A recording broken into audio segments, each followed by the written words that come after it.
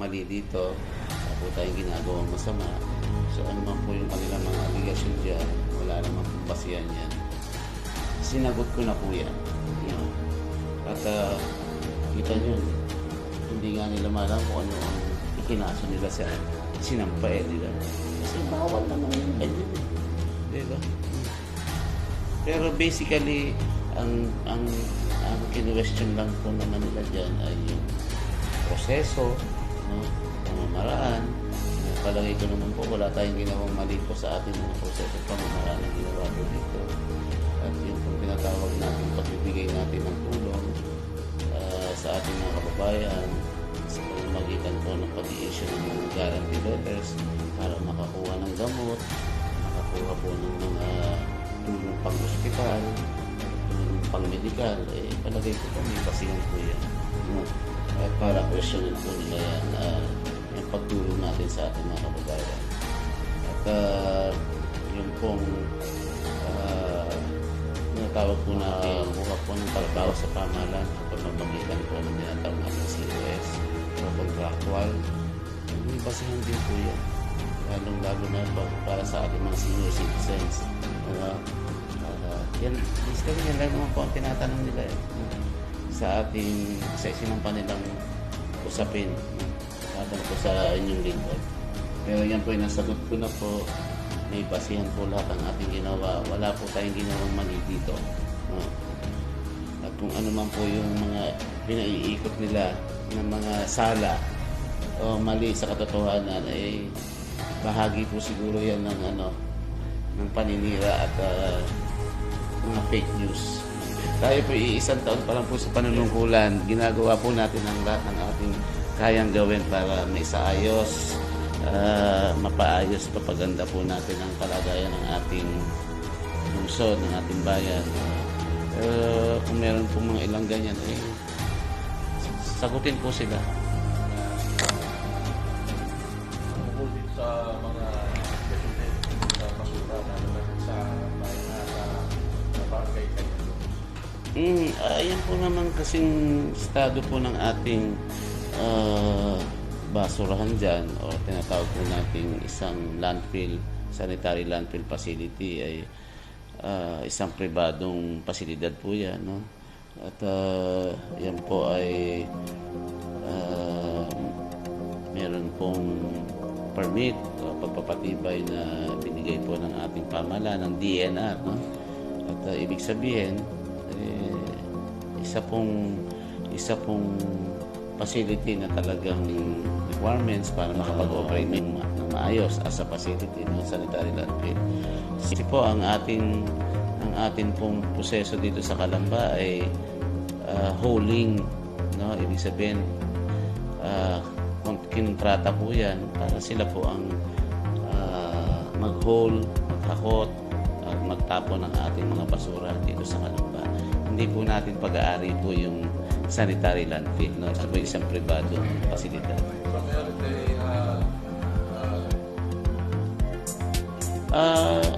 Tuloy-tuloy naman po at ayon po yun naman sa plano natin, no? Sa ating panunungkulan mula po sa pagsasaayos po ng ating mga pagsasaayos at pagkukumpleto, pagtatapos ng mga nabinbin, naiwang mga programa at proyekto. Of course, pagpapagawa po ng ating mga mas marami at mas mga bagong programa ng infrastruktura po dito sa ating bansa. Tuloy-tuloy na po yan. Paaralan, ang ating mga dialysis center, ang ating diagnosis center, iba't ibang mga gusaling pampamahalaan, ang ating pong mga road networks po dito. Tuloy-tuloy naman po yan. Makikita nyo naman po yan na unti-unti na pong nakikita nung nag-aayos ang mga binigyan na po naman natin ng instruction po ang ating City Engineering Department po yan na ayusin po lahat ang mga kalsada na sako po ng lungsod, no? Sako po ng lungsod na kinakailangan po yan ayusin, pagawa, at gawin po ito talagang kaaya-ayang gamitin ng ating mga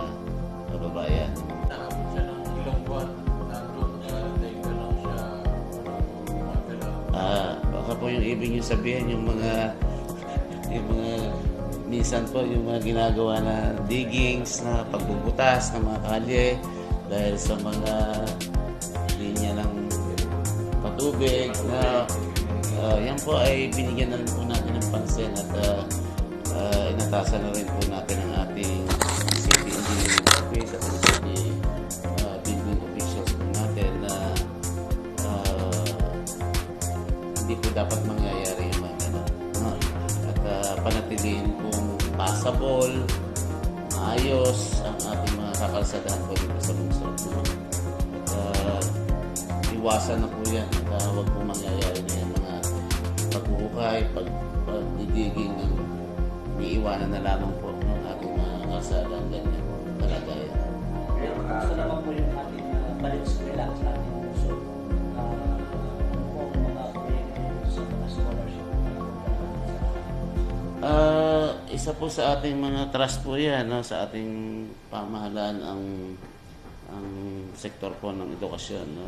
Nais po kasi natin talagang ang edukasyon po ay maramdaman ng lahat.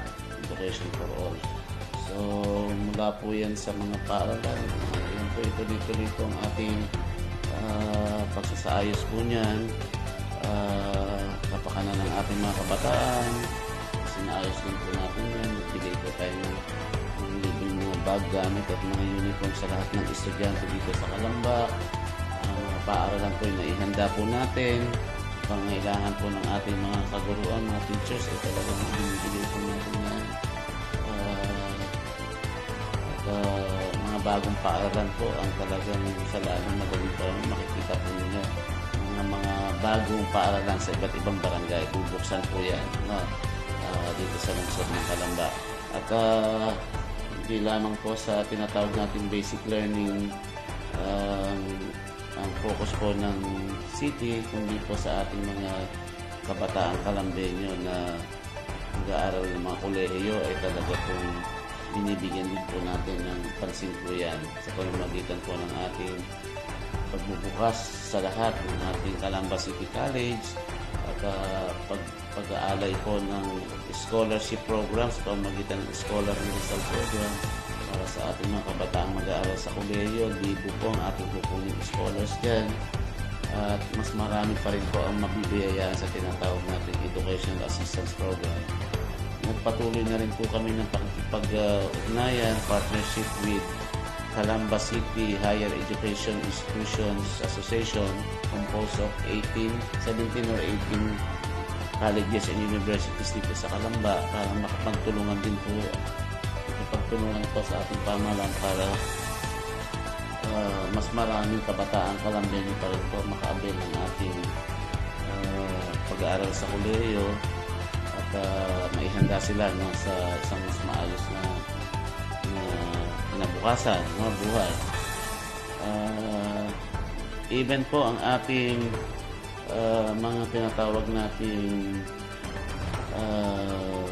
alternative learning system, ipinalakas po talaga sa Kalamba na kapag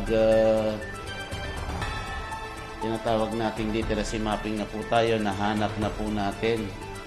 Alam nyo ba, ang higit kumulang 8,000 na mga kababayan po natin na hindi po nagkaroon ng access sa education. So, nahanap po natin yung mga tinatawag na out-of-school adults, out-of-school youth, and out-of-school children. Na ito po ngayon ay talagang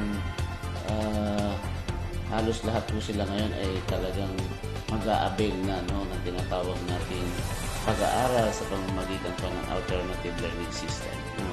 Kasi yan po ay in-institutionalize na po natin sa buong lungsod ng Kalamba sa lahat ng barangay. Ang ALS. Yan po, focus talaga natin sa ating education sector.